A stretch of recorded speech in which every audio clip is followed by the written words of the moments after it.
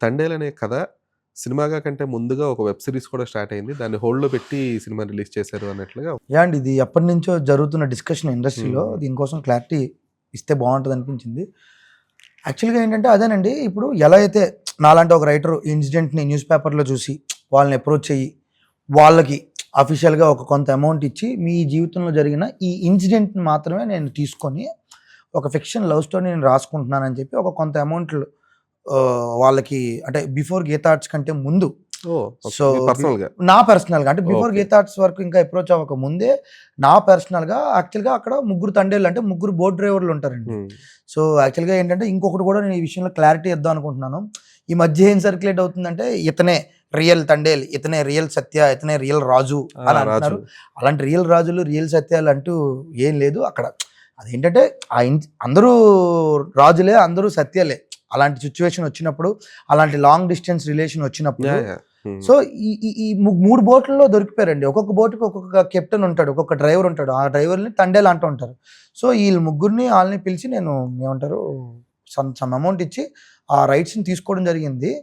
So తీసుకున్న తర్వాత గీతాలోనే అదంతా జరిగింది. నాలాగే ఒక రైటర్ ఎవరో దీన్ని ఇన్‌స్పైర్ అయ్యి మరి వాళ్ళని అప్రోచ్ అవ్వలేదు అతనేమి. సో ఆ రైటరు అప్రోచ్ అవ్వకుండా ఆయన జస్ట్ బుక్ రూపంలోనే రాశారండి. హ్మ్.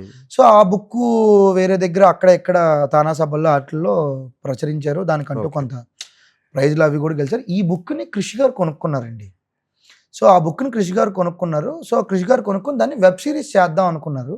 సో ఆ వెబ్ సీరీస్ చేద్దాం అనుకున్నారు. అయితే ఇది ఒక రకంగా మంచిదే. ఎందుకంటే అది ఒకవేళ అది బయటకొస్తే ఆ వేరియేషన్ తెలిస్తే బావుంటది ఇంకాను. అంటే ఇప్పుడు మనం దీన్ని తీసుకొని లవ్ స్టోరీ చేసాం. అవును. వాళ్ళు దాన్ని తీసుకొని ఏం చేశారనేది మనకు తెలీదండి. వెబ్ సీరీస్ కాబట్టి అందరి క్యారెక్టర్స్‌ని అడ్రెస్ చేస్తూ అది వేరేగా అది అది కొంచెం లెంతీగా అది తీయొచ్చు. తెలీదు మనకి. హ్మ్. అది హ్మ్. ఏంటనేది మనకి తెలీదు.